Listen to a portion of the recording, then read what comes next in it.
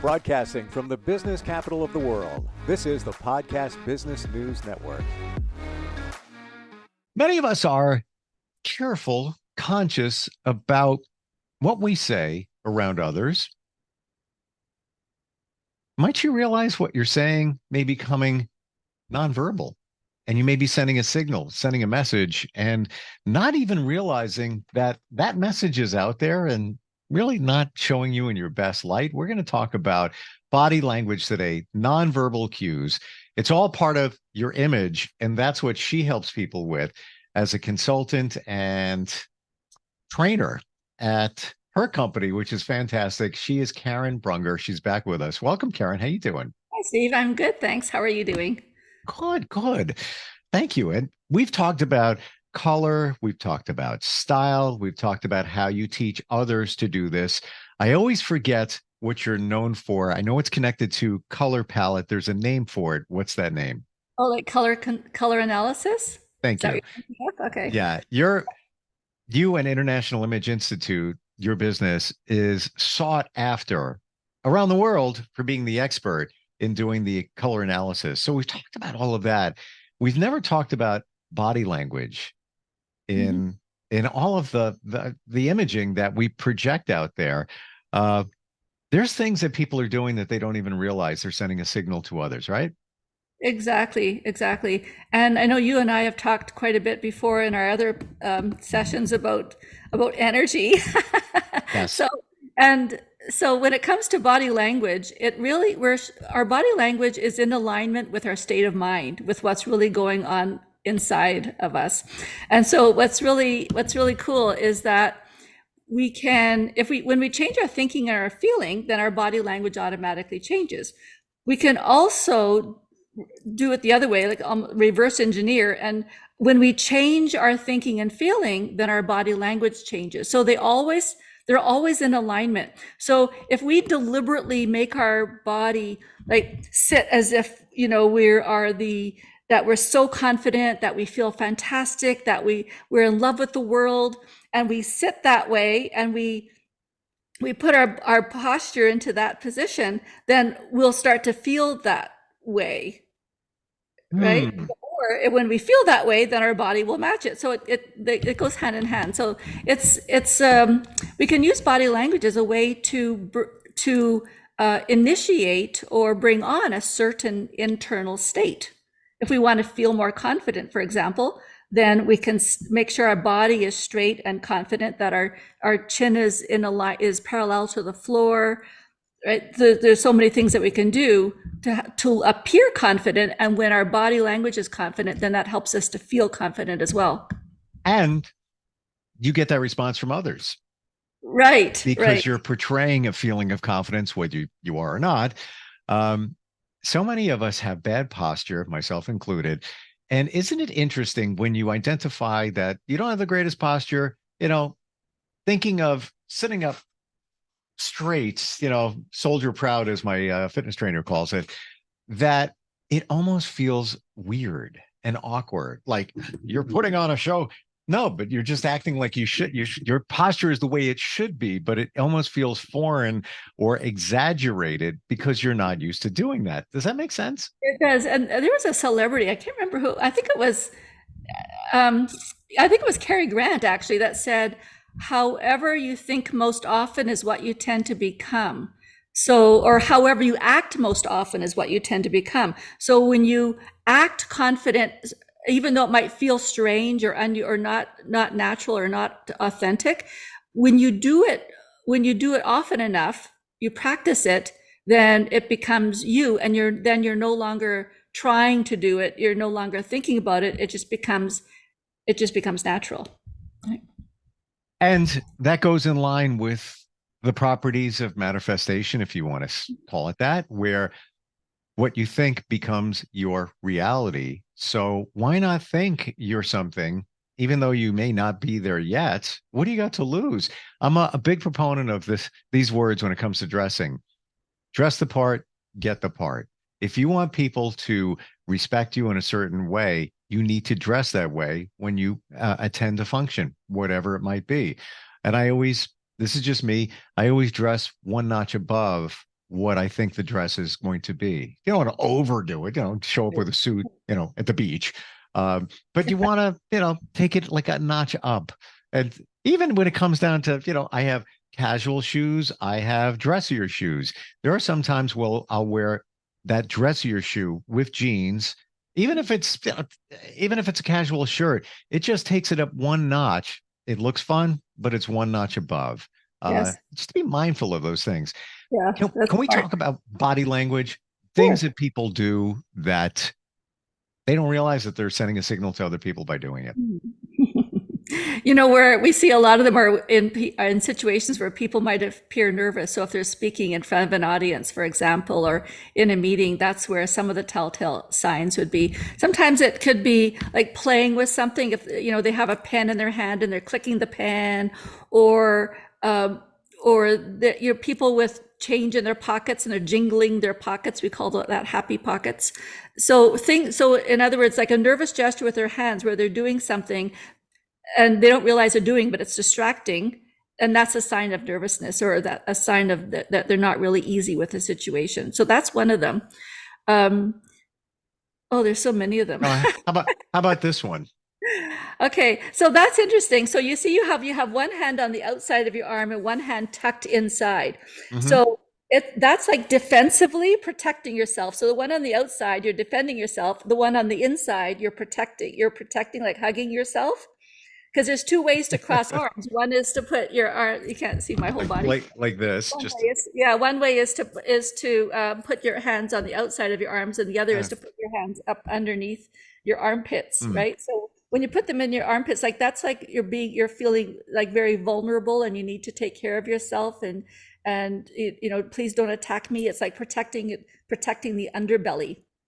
But then when we put our hands on the outside of our arms, that's now we're setting up a barrier. Like, don't cross this barrier. I never realized that even made a difference. I just look at it as somebody is closed off. And if you want to believe in energy, you're blocking energy. You're blocking. Well, you are. And right? You know what? So I do this in my classes. This is actually one of the things I teach when I teach body language. We do it in front of the room. It's so amazing.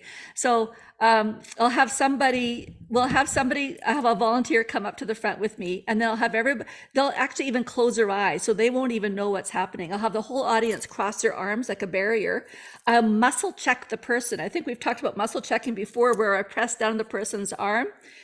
When everybody has their arms crossed, their arm goes down. So in other words, when we cross our arms, we're de-energizing the room. If everybody in the room has their arms crossed, it also works with legs crossed. We're taking the energy out of the room. And so it's like, oh my gosh, this is so boring. Can we just get out of here?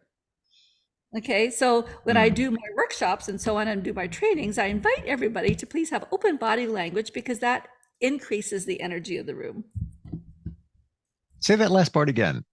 When you have open body language, when your arms are open, when your legs are not crossed, when you have the proper posture and everything happening, then that increases the energy. Then energy is allowed to flow, and then you're open. You're open to whatever's happening. You can take in new ideas, and it helps the energy in the room to expand. This is what we don't realize about the exchange of energy. Many just think, crossing your arms, you're just closed off. You're sending a signal. I'm not receptive to what you're saying, but energetically, it even runs deeper here. What are some of the other things, Karen, that we should be mindful of when it comes to our body language? Okay. The other thing to watch out for, and again, this is from an energetic perspective, are any downward movements. So if you do a downward swipe in the so it's like no, like for example, doing that downward no, that really de-energizes the room. So actually, because I've done that, I'm now going to go upward movements to bring the energy back up for people.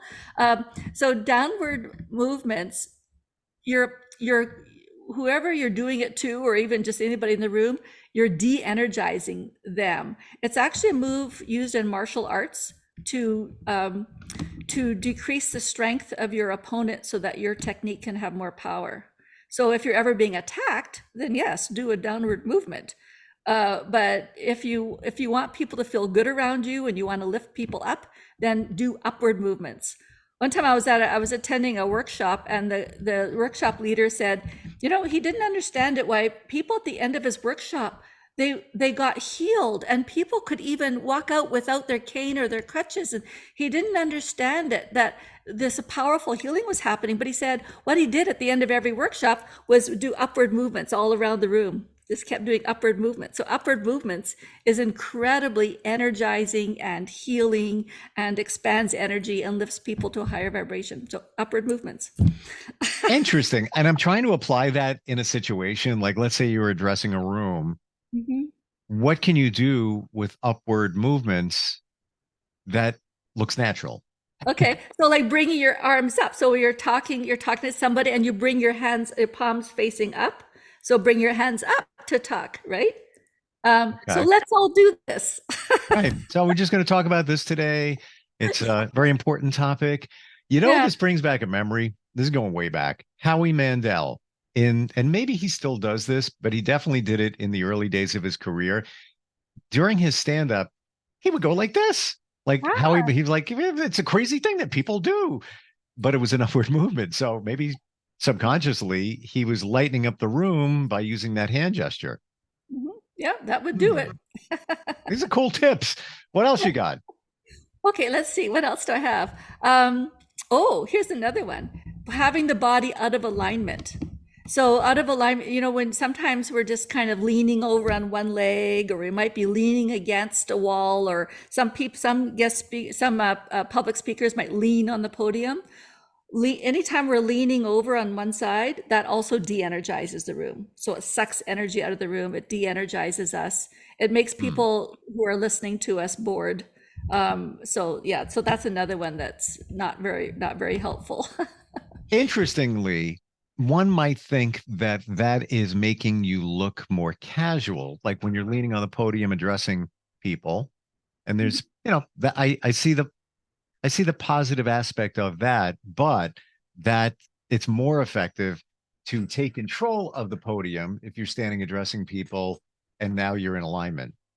Okay, and so to that point, there is a time when leaning to one side works, but doing it to help make a point. So there are different types of presentation or communication styles. And there's one particular style which I call the charmer. And the charmer part of that style is to casually, like leaning on a chair, or hand on a hip. So there are different ways of doing it, kind of masculine ways, feminine ways, and then non-binary ways of leaning, where it's now what you're doing is engaging with the audience, because as you say, you're being casual. So it kind of opens it up, say, hey, I'm just going to it's a little bit almost can be a flirtatious, or you're having fun, you're being a little bit playful, but then you're doing that body language just for that length of time while you're making that point. And now you shift into your power body language, or whatever it is that's appropriate for what you're talking about. Karen, I have no idea what you're talking about. No. That was a lame attempt in limited space to do that. What about the eyes tell everything, windows to the soul, right? What are some thoughts there about body language and the eyes? So the eyes. So there's a saying: whoever can make eye contact the longest is the one in control. But the thing is, then it can become invasive. You're invading somebody's space if if you never look away. Also, because when we look away, it's because we're gathering information. So where we look, the direction that we look is indicative of what kind of information we're accessing. You might have heard about that.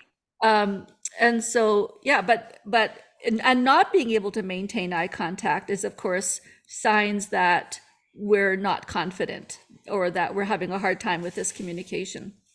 100%. Yeah. If you can't look somebody in the eye, or if you just feel awkward or vulnerable with that eye contact, even in normal life, walking into a Starbucks, many of us don't really look at somebody else. We just go in, maybe a glance or whatever, but we never lock eyes with the barista or the person next to you.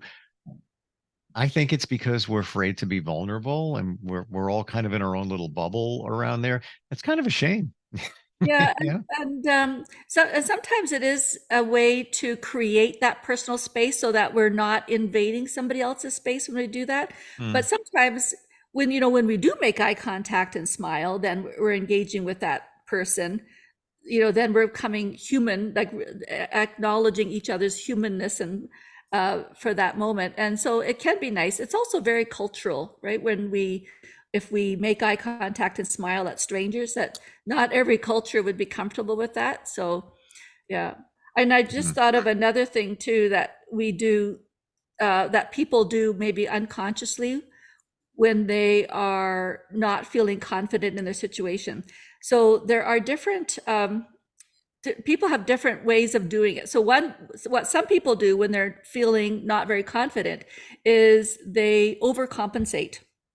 And so what they do is they put their chin up, but then, so it's almost like they're talking down their nose. So they put on a sense of superiority so that they feel better in that communication.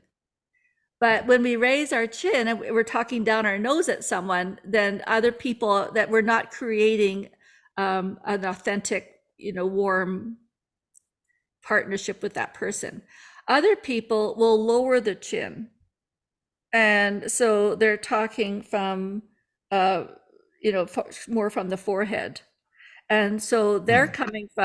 they're compensating with they're doing the sense of inferiority, where I'm not, please don't look at me. I might not measure up. And so they lower the chin and look down. So those are two things to see in people when they're not feeling really confident. They might lower the chin and come across as inferior. They might raise a chin and come across as superior. But ideally, we have our chin parallel to the ground, because then we're open and equal, and we're here for each other. Do you find that, going back to the posture thing before, that many of us can't do this or don't do these things because it seems awkward? Like even keeping your chin at the right level seems kind of weird, just being mindful of that. But that's the way it should be, because we're so used to walking around like this, or just Looking at our phones. or looking at our phones. Yeah, you're right about that. How about when you're public speaking, always a challenge for many of us. How do we accent points when we're speaking with somebody using body language? Okay, there's different ways of doing that. So one presentation style is called being the straight shooter. So when we're the straight shooter, we're being straight with somebody, and we are telling the truth. And so then we can have our hands like even straight, and so our hands are straight in front of us. So I'm being straight with you right now. So our voice is straight, our eyebrows are straight, our faces like very, there's is like nothing going on with the face. Everything is very straight. So I am being straight with you. This is the way it is. And so we're emphasizing with our hands this way. That's one way. So that's a straight shooter. And that's probably how most public speakers, that'll be their go-to presentation style when they really want to get their point, across. It brings back a memory. This is going to show my age. And I know you're in Canada, but there was a politician in the United States, and he did, "I am not a crook." Right. Yeah. That's how it was delivered. Yeah. Uh, yeah, these things that you don't realize, but now that we're hearing the secrets, to pick up on those things, and very natural, to illustrate a point. Right. That one duly noted. What else that Okay, we can there's do? another style called the director, and that style is more for if like the world is about to come to an end and we need people to take action now. And so then it's like a pounding thing or a karate chop, and then the eyebrows might go down and the voice goes stronger and louder. And it's like, pound, it's like, we have to do this. And so it's a very strong, powerful, directive tonality. It's like, okay, we better do it. But again, you're not going to do a whole presentation that way. That's to like, although Illustrate a point. Illustrate a some point. people, yeah, but some people, like, so we all have our natural communication style that we go to. For some people, it is the director. It can be a little bit exhausting because I know I've sat through listening to a speaker that's their preferred style, and that's how they are throughout their presentation, is really dictator, really telling us what to do. Can't overdo that one. You got to be Yeah, careful. you have to be a Yeah. little careful with that one. Would you say, Karen, that when you're addressing people or even someone, that hand gestures are very important? Yes, yes. And how we use our hands, and also, in our business of dressing people, sometimes we have, we're getting close to people as we're putting clothes on them. We need to ask permission first. Is it okay if I, help you put this on? Is it okay if I put this cape on you, whatever it is we're doing? Is it okay and so asking permission, that we're acknowledging that we're about to invade their space. Yeah. Okay. Um, well, I'm not putting capes on people. That's, I could see that with you and what you do in color draping, and all of that. Got literally a minute or so left. Any final tips? I love these. These are fantastic, and memorable and easy and very effective. Anything else? Last minute things that got floating out there? I guess the thing would be, to feel to shift our internal state to be how it is that we want to be, and then our body language will follow that. So focus on how we want to feel, and then allow it to happen. So would you say somebody has a presentation they're going to make in front of a room of, say, 50 people? They're not totally comfortable, but they've done their homework and they have everything in front of them. Should you visualize who you want to be? For example, I want to be credible. I want to take charge, but also I want to seem human. And I want to come off as being a nice person, maybe a little bit funny, lighten things up. Should you think those things going into it? Yes, yes. So be in that state. So sometimes if you know somebody who's like that, who presents in a way that, wow, I would love to present that way, then just breathe it in, allow that person to come into your body. It's almost like that, where Almost like you're channeling them. you're almost like you're channeling them, and then you can go out there and you can and be that. Part of it is believing that you can be that. It's allowing it. Some people get so shut down by fear that they don't even open up to allowing it. So it's like, I allow this to happen, that it's possible for me to, for this to happen. And that's where imagining it beforehand, like doing the creative visualization before getting up in front of an audience. So imagining the whole thing first before you actually get up. And if you can, whatever you can imagine, then of course you can make that happen, because your central nervous system believes you already have made it happen. And whatever you've done before, you can do again. I make it a regular habit, if I'm going to go somewhere or do something like any of the stuff that we're talking about, or even just hanging out at a function, I visualize it before I get there. I'm already there. I already did it. It's already done. I see it. And I feel like it's so much more comfortable. You're better prepared with little things pop up because you already had a foundation for what you were going to do. And I guess it also comes into play with the body language that we're talking about. To your point, see it in your mind who you want to be. And it's almost as if your body just follows along. Right. Wow. A lot of great tips today. Love it. Like, I'm not going to forget these, and I don't think others will either. How do we connect with you, Karen? You offer so much in helping people with their image, branding, and of course you teach all of this. How do we find you? Okay, I'm at imageinstitute.com. So people can email me, Karen Brunger, at imageinstitute.com. That would be the easiest. It would be imageinstitute.com. Right. See how I did that? Yeah. I illustrated a point if you didn't see. Karen, thank you so much for being here today, and looking forward next time we talk. Thanks. It was fun. Same. We'll be right back.